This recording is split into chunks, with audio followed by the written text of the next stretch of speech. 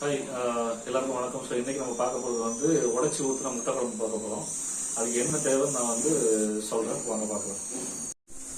இதுக்கு தேவையான பொருள் என்னன்னா ரெண்டு பெரிய வெங்காயம் வந்து சின்ன சின்னதாக கட் பண்ணி வச்சிருக்கேன். அப்புறம் வந்து 2 பெரிய சைஸ் தக்காளி, அப்புறம் வந்து 2 பச்சை மிளகாய், கொஞ்சம் தேங்காய். ஸோ இது எல்லாத்தையும் வந்து சோம்பு எல்லாத்தையும் போட்டு நல்லா வந்து அரைச்சி வச்சிருக்கேன் திக்கா. அதுக்கப்புறம் தாளிக்கிறதுக்கு தேவையானது வந்து சோம்பு, எண்ணெய், அவ்வளோதான். அப்புறம் 4 முட்டை, அவ்வளோதான். இப்போ நம்ம ஸ்டார்ட் பண்ணலாம். இப்போ பாத்திரத்துல நமக்கு தேவையான அளவுக்கு எண்ணெய் ஊற்றியாச்சு. ஊற்றிட்டு எண்ணெய் காயிற வரைக்கும் வெயிட் பண்ணிட்டு அதில் சோம்பு சேர்த்துக்கலாம். சோம்பு 1 ஸ்பூன் சேர்த்துக்கோங்க. சோம்பு வந்து நல்லா வந்து காஞ்சதுக்கப்புறம் வந்து இதில் வந்து பெரிய வெங்காயத்தை வெங்காயம் நல்லா வதங்குற வரைக்கும் நம்ம வெயிட் பண்ணலாம். இந்த மீன் டைம் நீங்கள் எங்களோட லாஸ்ட் ஒரு 2-3 வீடியோஸ் நல்லா சப்போர்ட் பண்ணீங்க. இதே மாதிரி எங்களுக்கு சப்போர்ட் பண்ணுங்க. என்னோட வீடியோஸை சப்ஸ்கிரைப் பண்ணுங்க, உங்கள் ஃப்ரெண்ட்ஸுக்குலாம் ஷேர் பண்ணுங்க. ஸோ அதுதான் எங்களுக்கு பெரிய சப்போர்ட்டாக இருக்கும். இப்போ வெங்காயம் ஓரளவு வதங்கியிருக்கு. இந்த டைம்லேயே வந்து நம்ம ஒரு ஸ்பூன் இஞ்சி பூண்டு பேஸ்ட் சேர்த்துக்கலாம். இஞ்சி பூண்டு பச்சை வாசனை போகிற வரைக்கும் நம்ம லைட்டாக வதக்கிக்கலாம். வெங்காயம் நல்லா வந்து இஞ்சி பூண்டு பேஸ்டோட சேர்ந்து வந்து வதங்கிடுச்சு. ஸோ இப்போ நம்ம அரைச்சி வச்ச தேங்காய், தக்காளி, பச்சை மிளகாய், சோம்பு, இந்த அரைச்சி வச்ச மிக்ஸை வந்து நம்ம சேர்த்தலாம்.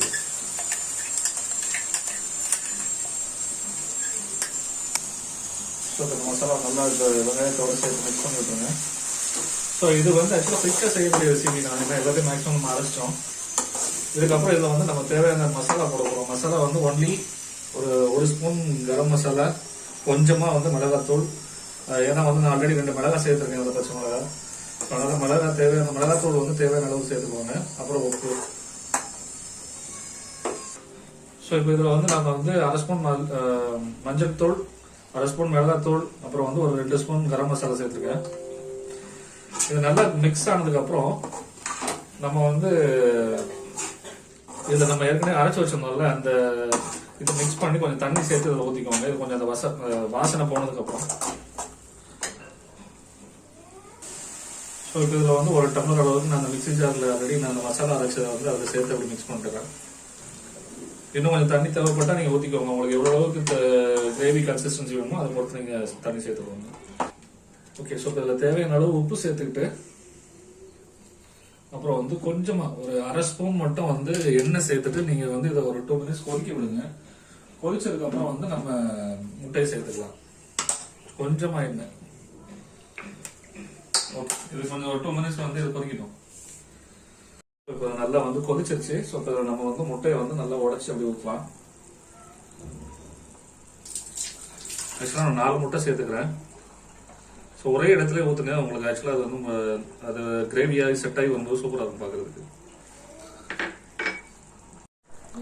அடுத்து ஒரு முட்டை சேர்க்குறேன். ஓகே, ஸோ எல்லா முட்டையும் சேர்த்தாச்சு. சேர்த்துட்டு வந்து இது வந்து அப்படியே ஒரு 5 மினிட்ஸ் சிம்ல வச்சு அப்படி.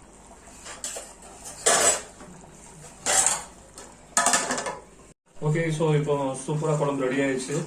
நம்ம இதில் வந்து இதை அப்படியே வந்து லைட்டாக மட்டும் கிண்டி விட்டுட்டு இதில் வந்து கொத்தமல்லி எல்லாம் கருவேப்பிலை 2மே சேர்த்து அப்படியே இறக்கி சாப்பிடலாம். ஸோ இந்த வீடியோ உங்களுக்கு பிடிச்சிருந்துச்சுன்னா லைக் பண்ணுங்க, ஷேர் பண்ணுங்க, சப்ஸ்கிரைப் பண்ணுங்க, எங்களுக்கு சப்போர்ட் பண்ணுங்க. ஸோ உங்களோட சப்போர்ட் தான் எங்களை வந்து மேலும் மேலும் வந்து வளர வைக்கும். உங்களோட ஆதரவு எங்களுக்கு எப்பவுமே தேவை. Please support us.